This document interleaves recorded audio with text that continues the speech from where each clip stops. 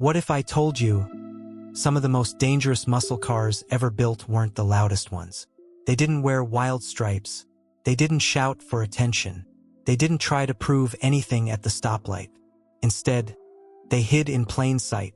Big, heavy, quietly confident. Cars that looked like family cruisers, but could embarrass legends when the light turned green. Today, we're diving into the forgotten side of the muscle car era. The sleepers, the underrated brutes, the machine's history almost ignored. These are the muscle cars you never saw coming. Plymouth Fury GT, the gentleman with a loaded fist. In the archives of Mopar history, there's a name most people overlook. Plymouth Fury GT.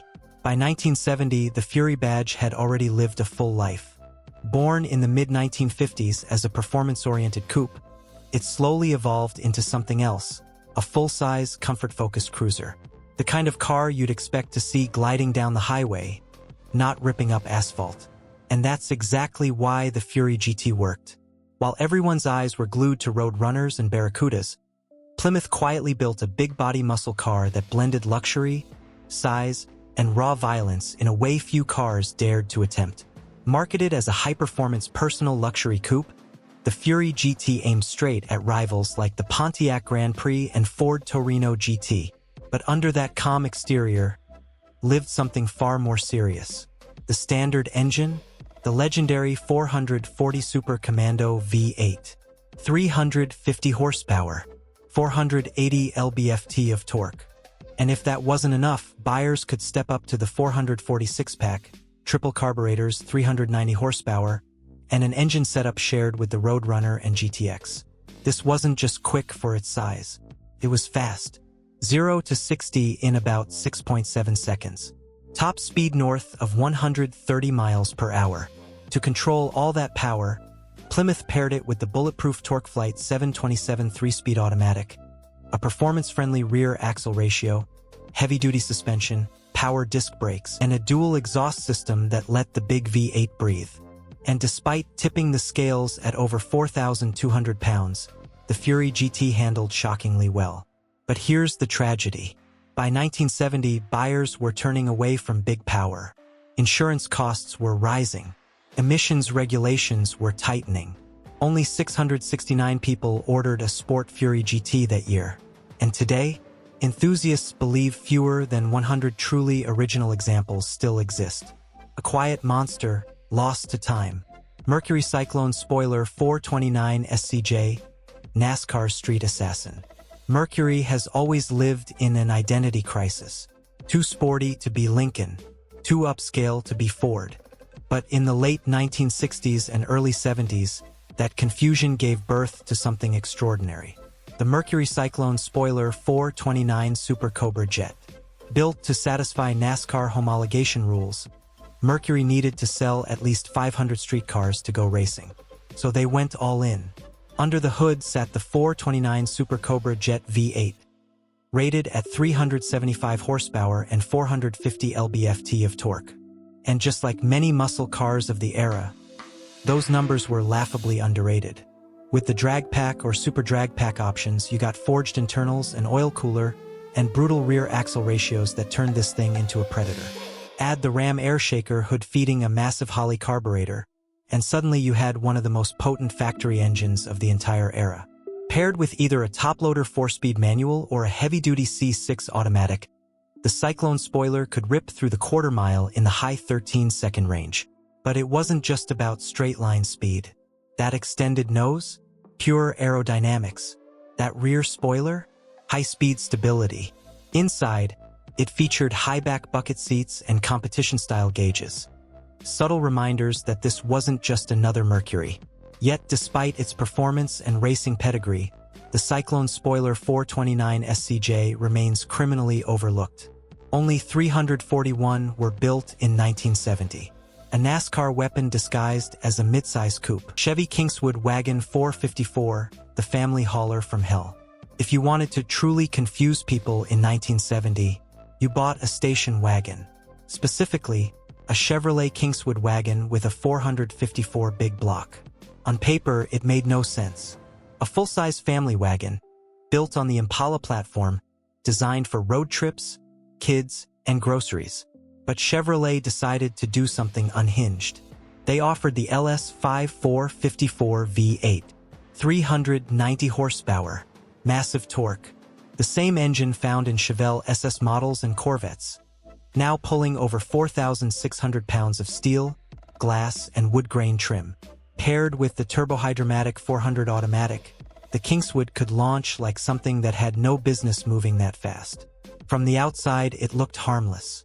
From the driver's seat, it felt unstoppable. Only a tiny number were ever ordered with the 454.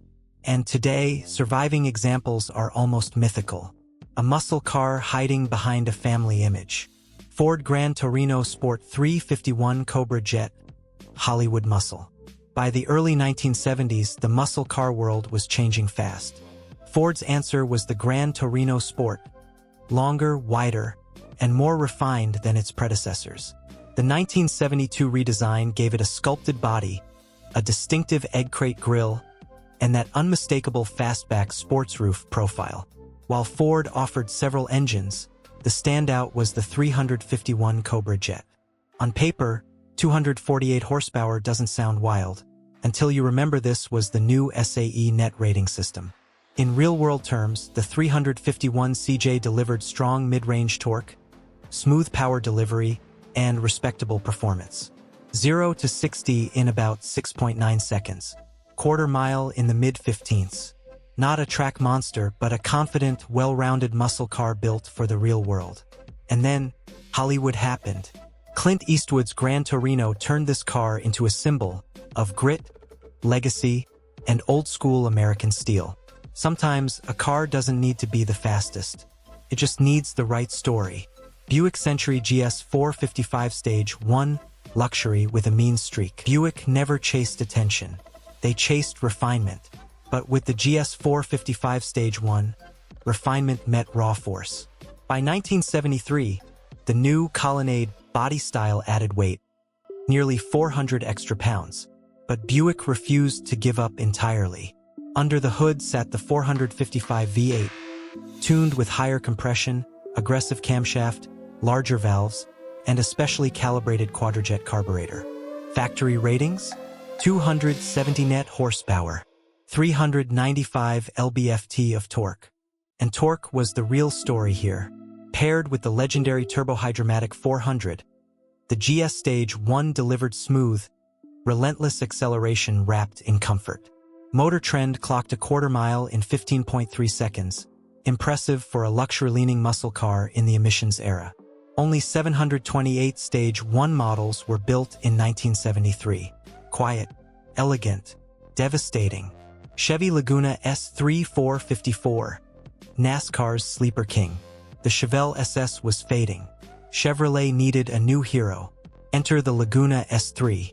Designed with NASCAR in mind, the S3 featured a unique urethane aerodynamic nose that reduced drag and improved airflow, making it deadly on the track. Under the hood, a 7.4-liter 454 V8, pushing 360 lb-ft of torque, 0 to 60 in around 7 seconds. High 15-second quarter miles. Not outrageous, but brutally consistent. And on the NASCAR circuit, the Laguna S3 dominated. It didn't have the fame, but it had the results. AMC Matador X 401, the outsider that fought back. AMC never played by the rules, and the Matador X proves it. Introduced in 1974, the fastback Matador was designed with aerodynamics in mind, a controversial wedge shape inspired by NASCAR success. Under the hood lived AMC's most powerful engine, the 401 V8, 235 net horsepower, 345 lb-ft of torque. Despite emissions restrictions, it still hit 0 to 60 in around 7 seconds. It wasn't refined. It wasn't polished. But it was different, and that's exactly why it matters. Low production numbers have made it a rare collector's piece today. Dodge Aspen R/T, the transition-era fighter. By 1976, muscle cars were on life support. The Dodge Aspen R/T represented survival. Lighter, smaller, more efficient. With its 360 V8 making 170 horsepower, it couldn't match the legends, but it kept the spirit alive. 0 to 60 in about 8 seconds. Not fast by old standards, but honest. A bridge between eras. Chrysler 300, 1979. The final echo. And finally, the 1979 Chrysler 300, a one-year-only tribute to the legendary letter series. Based on the Cordoba, but sharpened, stiffer suspension, firmer steering, dual exhaust, and a 364-barrel V8. 195 horsepower. Under 10 seconds to 60. Not a monster, but a statement. Only 3,811 were built. One last roar before the lights went out. These weren't the loudest muscle cars. They weren't the most famous. But they were dangerous in their own way. If you love the forgotten stories, the underrated legends, and the cars that history almost erased, then you already know what to do. Tap that subscribe button like you mean it, drop a comment telling me which sleeper surprised you the most, and give this video a like so the algorithm knows these legends still matter. Because sometimes, the quietest cars hit the hardest.